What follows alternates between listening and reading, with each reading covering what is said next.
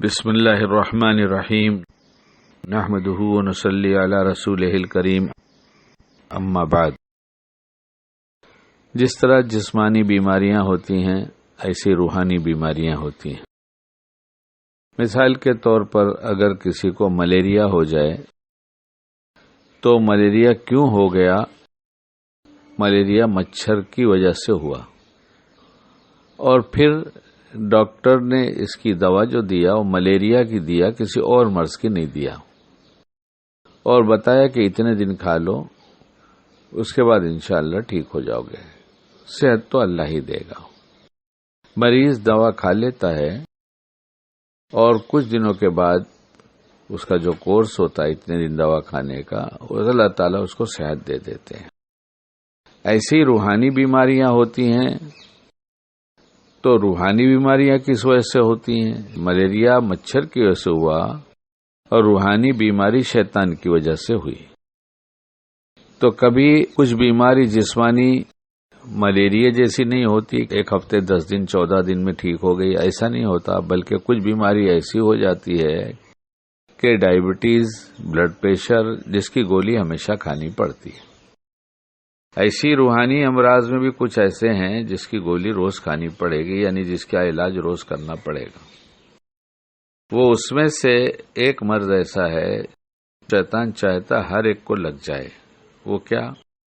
یعنی فجر کی نماز سب کی چھوٹ جائے، کوئی نماز جماعت کے ساتھ نہ پڑھ سکے، اور قضا ہو جائے تو بہت اچھا ہے۔ یہ شیطان کی لگائی بیماری ہے۔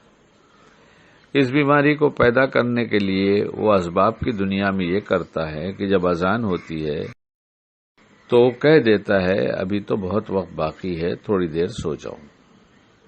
وہ کبھی نہیں کہتا دیر تک سو۔ اور فجر کی نماز چھڑانے کا کتنا بڑا نقصان ہے، اور شیطان کتنا خوش ہوتا ہے چھوڑنے پر، یہ سب بہت سی کلپ میں باتیں آئی ہیں۔ اس وقت یہ کہنا چاہتا ہوں اور اپنے آپ سے کہہ رہا ہوں کہ جب نیند کھل جائے تو اسی وقت مسنون دعاؤں میں سے کچھ دعا پڑھو جو یاد ہے، اور جب شیطان یہ کہے کہ تھوڑی دیر اور سو جا تو اس کی بات ماننے کے بجائے پہلے اللہ پاک کو اپنی زبان میں بلائے جائیں کہ اللہ پاک بچا لیجئے، شیطان آیا، مجھے سلانا چاہتا ہے، میری نماز چھڑانا چاہتا، آپ مجھے مسجد میں جماعت کے ساتھ نماز پڑھنے کی توفیق دیجئے۔ پھر یہ کہو گے جیسے، ویسے شیطان یہ کہے گا کہ نہیں نماز تو پڑھ ہی لینا ہے، تھوڑی دیر سو جاؤ۔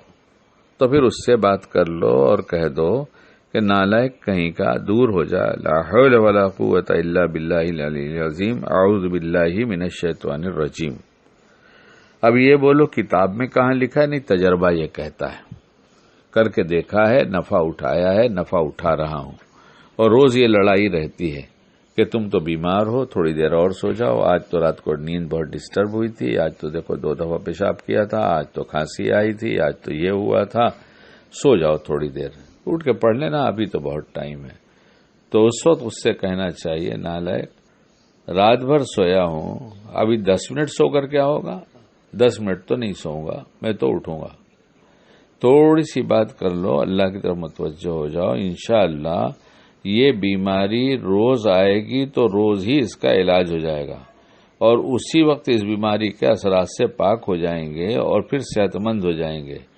صبح فجر کی نماز پڑھنا اپنی روحانی طاقت کو انتہائی درجے شباب تک پہنچانے کا عمل ہے۔ یہ اپنی روحانی طاقت جو ہے یہ بہت بڑھتی ہے، روحانی طاقت فجر کی نماز کی وجہ سے۔ شیطان ڈرنے لگتا ہے، اور شیطان اپنی پارٹی کا آدمی نہیں بنا سکتا۔ ہم اللہ کی پارٹی کے آدمی بن کے جیتے ہیں، ایمان والے بن کے جیتے ہیں، ایمان والوں میں ہمارا شمار رہتا ہے، ہم سے شیطان ڈرتا ہے۔ اس لیے جب شیطان یہ جانتا ہے کہ اس کے اوپر اللہ کا ہاتھ ہو جائے گا، اللہ اس کی حفاظت کریں گے، تو شیطان اس کی کوشش کرتا ہے، روز یہ ذہن بناتا ہے، یعنی روز یہ بیماری لگانا چاہتا ہے، نقصان پہنچانا چاہتا ہے، اور ہم یہ چھوٹی سی تدبیر کر لیں گے تو روز اس کی بیماری سے بچ جائیں گے۔ چھوٹی تدبیر، نفع بہت زیادہ۔ اللہ ہمیں موقع کی سوجھ بوجھ عطا فرمائے اور وہی کرنے کی توفیق دی جو اللہ کو پسند ہے۔